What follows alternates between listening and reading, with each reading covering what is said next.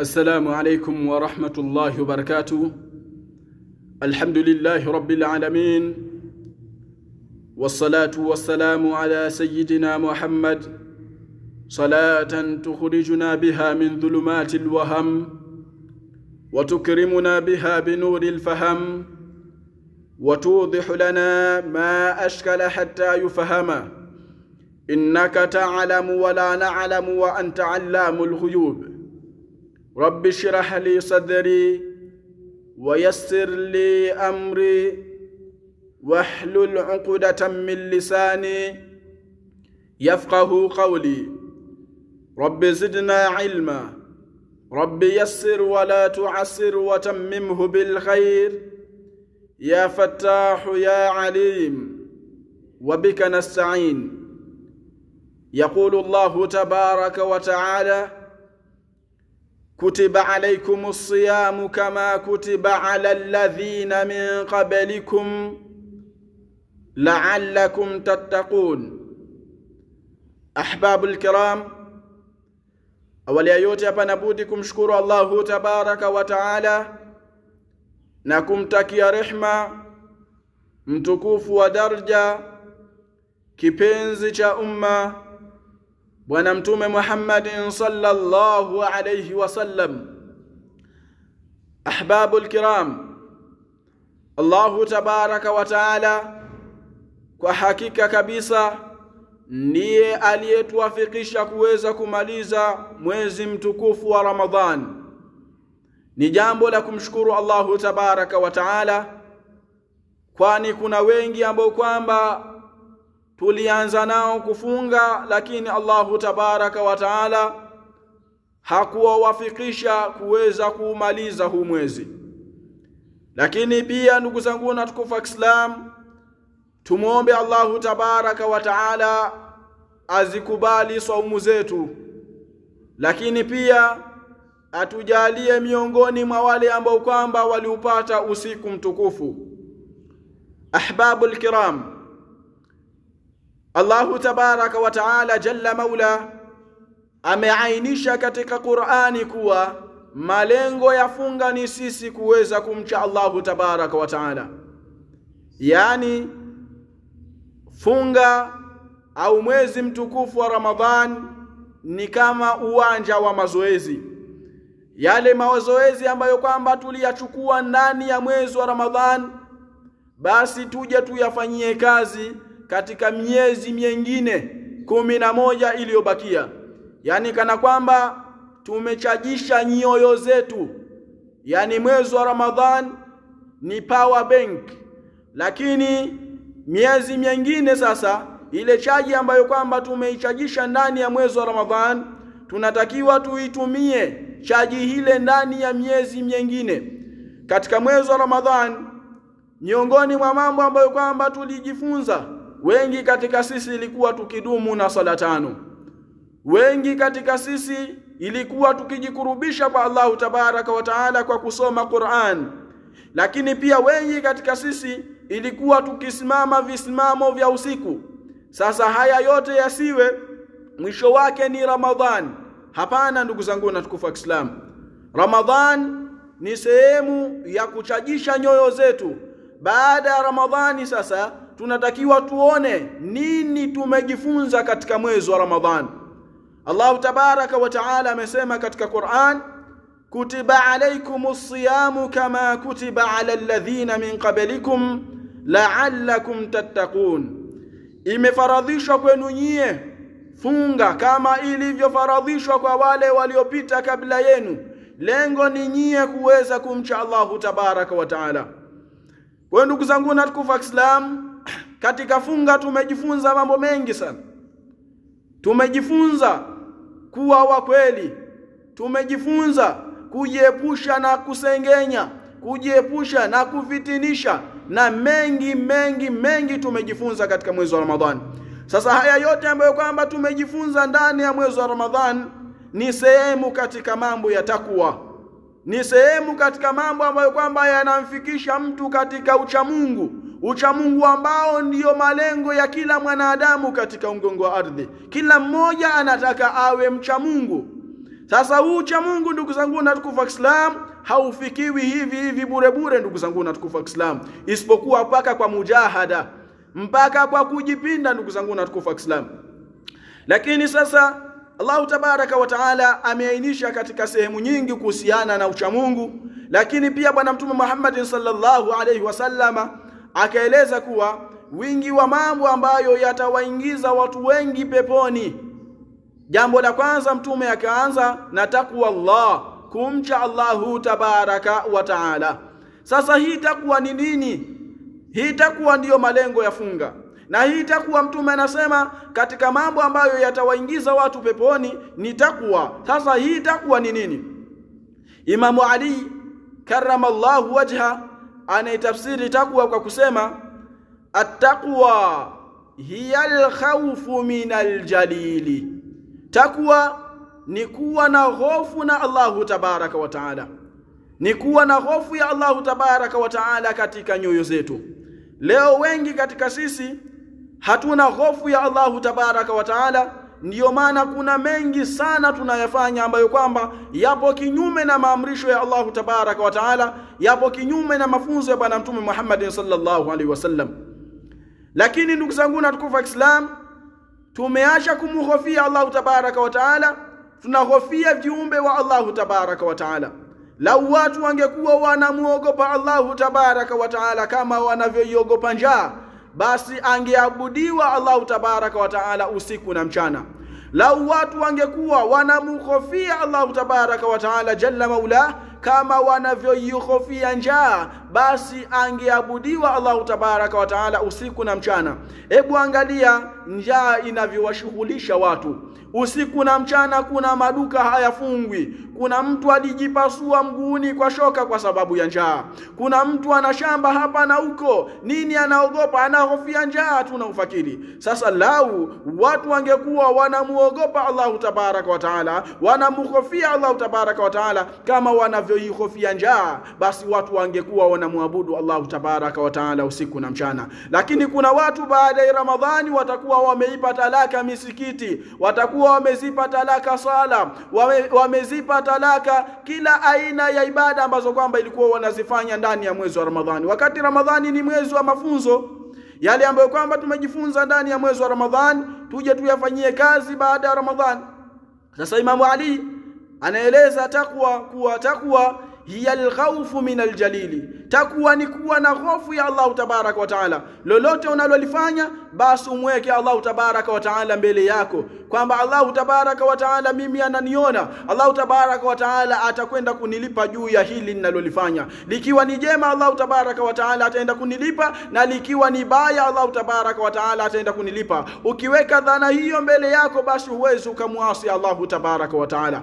Fa in lam takun tarahu fa innahu yaraka. Fahamu ya kuwa wewe ukiwa Allah tabaraka wa taala umuoni, basi yeye anakuona. Hivyo basi kinachohitajika ni wewe kuwa na hofu ya Allah tabaraka wa taala.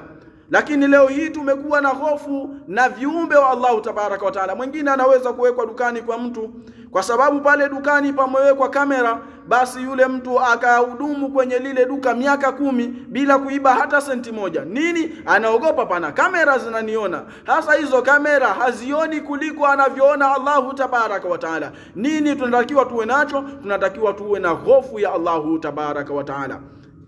Hiyo ndiyo takwa, na takwa ndiyo makusudio ya funga. Lakini Imamu Ali karramallahu wajha anaendelea kuitafsiri takwa kwa kusema at-taqwa hiya al-khawfu min al-jalili wal-amalu bitanzili. Takwa ni kukifanyia kazi kitabu cha Allahu tabaraka wa taala.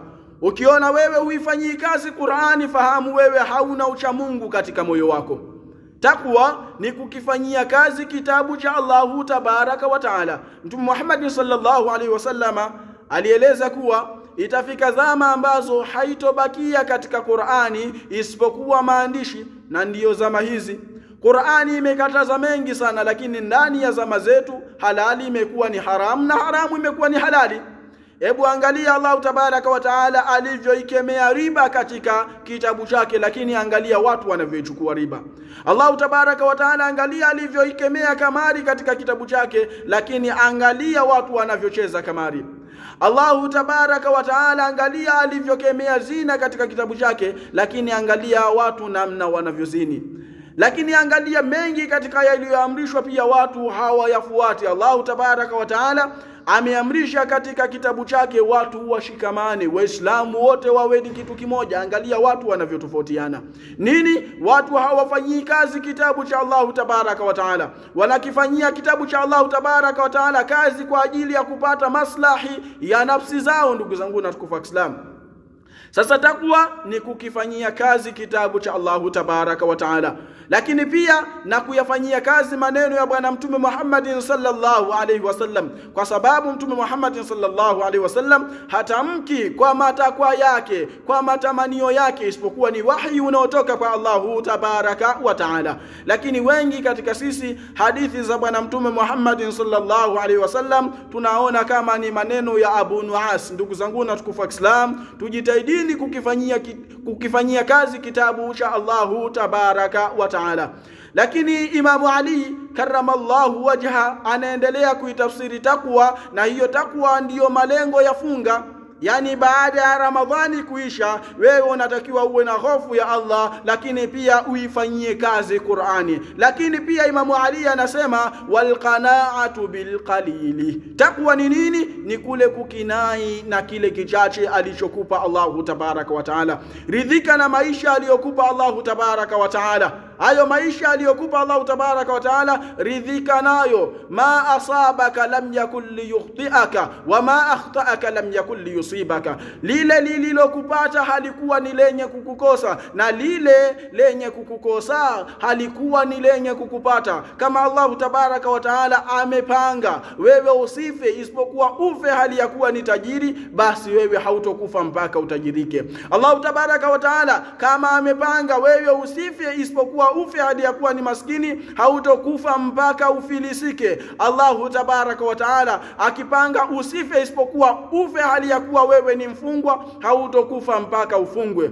Allahu tabaraka wa taala akipanga wewe usife isipokuwa ufe hali ya kuwa ni mfalme, hali ya kuwa ni raisi, hautokufa mpaka uwe raisi. Hivyo basi ndugu zangu na tukufu Islam, tufahamu ya kuwa maisha yetu sisi yapo mikononi mwa Allahu tabaraka wa taala. Wama min dabbatin fil ardi illa ala Allahi rizquha. Hakuna kiumbe chochote katika mgongo wa ardhi isipokuwa riziki yake ipo kwa Allahu tabaraka wa taala. Ndugu zangu na tukufu Islam, takwa ni nini? Ni kukinai na kichache. Leo hii ndugu zangu na tukufu Islam, watu wanakula riba, watu wanacheza kamari, watu wanauana wenyewe kwa wenyewe, watu wanafanyiana fitna za aina tofauti tofauti. Nini? Watu wamekosa kanaa katika nyoyo zao. Faman arada alghina falqana'atu takfih. Yule ambaye kwamba anahitaji utajiri, basi kukinai kuna mtosha kabisa. Ndugu zangu na tukufu Islam, kukinai ni utajiri mkubwa sana. Tajiri yoyote unayemsikia wewe duniani anachokihitaji yeye ni qanaa, hakuna chengine. Ndugu zangu na tukufu Islam, hakuna tajiri anayekalia siti 5 wala siti 6. Sasa mtu ambaye kwamba amekalia siti moja na wewe ukao umekalia siti moja, yeye kakaa siti moja lengo kakinai, na wewe ukao umekaa kwenye siti moja afu ukao umekinai, kuna utofauti gani ndugu zangu na tukufu Islam? Wewe ambaye kwamba Ramadhani nzima umefuturu uji na miogo, lakini kuna mwingine Ramadhani nzima amefuturu vitu vizuri vizuri, lakini yule anachokitafuta yeye ni kukinai, na wewe ule futuru uji na miogo kama umekinai, nyote wawili nyie ni sawa sawa ndugu zangu na tukufu Islam. Lakini nini tumekosa katika nyoyo zetu? Ile kanaa ndugu zangu na tukufu Islam. Kukinai kumekosekana katika nyoyo zetu.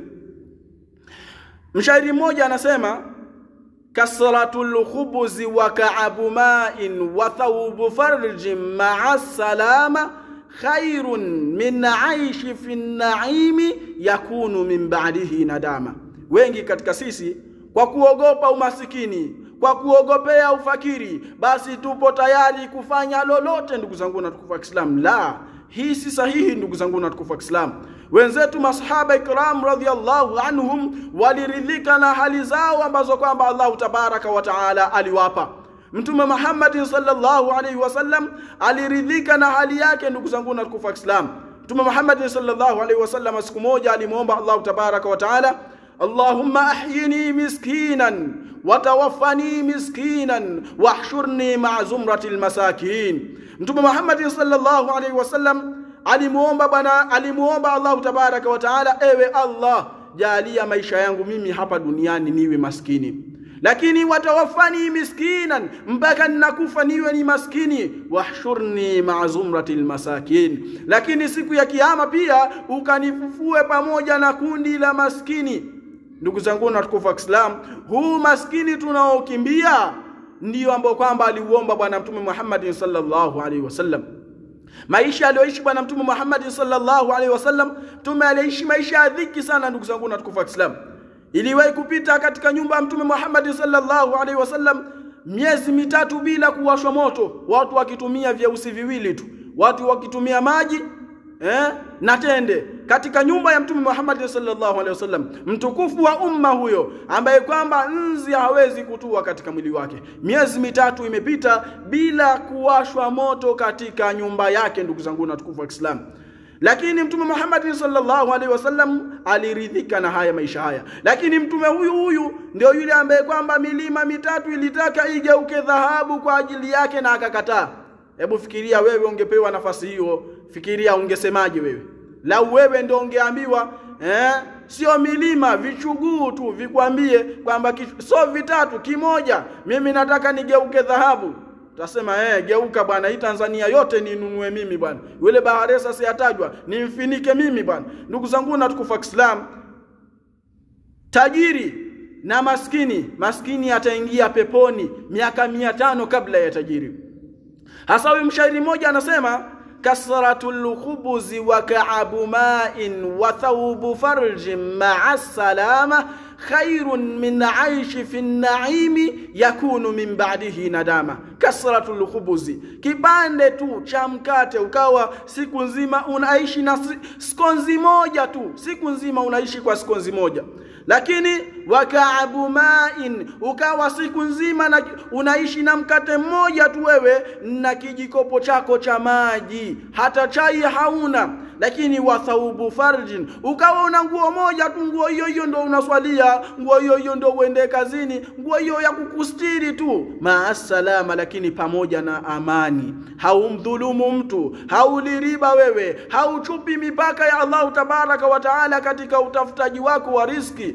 Ghairun, jambo hilo ni bora, min aishi fi naimi, kuliko wewe kuishi katika neema, lakini yakunu min ba'dihi nadama, neema ambazo patakuja kupatikanwa kwenye neema hizo baadaye majuto. Ndugu zangu na tukufu Islam, uchache wa mali ndio uchache wa hesabu siku ya kiyama.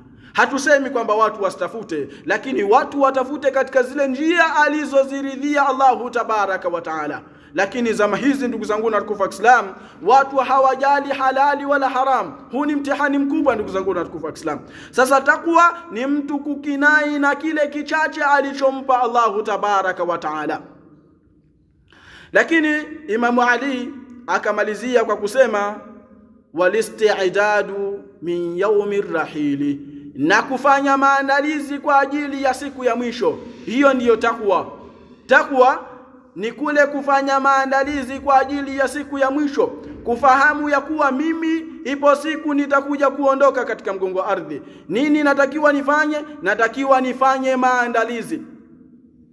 Khudhi zada kamilan fa inna safara ba'id, chukua anao lililokamilika. Safari tunayotaka kwenda ni safari ya mbali sana. Wa khaffifil himla, lakini pia punguza mzigo. Fa innal akabata kaud, hakika ya mlima ni mkali sana. Sisi tunataka kupandisha mlima wa Kilimanjaro, alafu unachukua dumu 3 kwa sababu unajiona una nguvu, unaanza sasa mlima. Mjomba, hizo dumu zitakushinda njiani, mlima ni wa Kilimanjaro. Sasa hudhi zada kamila, chukua anao lililokamilika. Fa inna safara ba'id, hakika ya safari tunayokwenda ni ya mbali mno. Ndugu zangu na tukufu Islam, hebu fikiria, mpaka leo hii kuna watu wana miaka zaidi ya 2000 katika tumbo la ardhi. lakini wakhaffifil himla, punguza mzigo. Usione kila jambo wewe la kufanya, kila jambo wewe la kufanya, mengine ya kupite. Fa innal akabata kaud, hakika ya mlima tunotaka kupandisha ni mkali mno, ndugu zangu na tukufu wa Islam. Hivyo basi malengo ya saumu ni sisi kuweza kuwa wacha Mungu, na ucha Mungu ndio huu. Ucha Mungu, ataqwa hiya alkhawfu min aljalili, kwanza ni kuwa na hofu ya Allah tabaraka wa taala, lakini wal amalu bitanzili, na kuifanyia kazi Qur'ani, wal qana'atu bil qalili, na kukinai na kichache, lakini pia wal isti'dadu min yawmir rahili, na kufanya maandalizi kwa ajili ya siku ya mwisho. Al kamalu lillah. Aqulu lakum assalamu alaykum wa rahmatullahi wa barakatuh.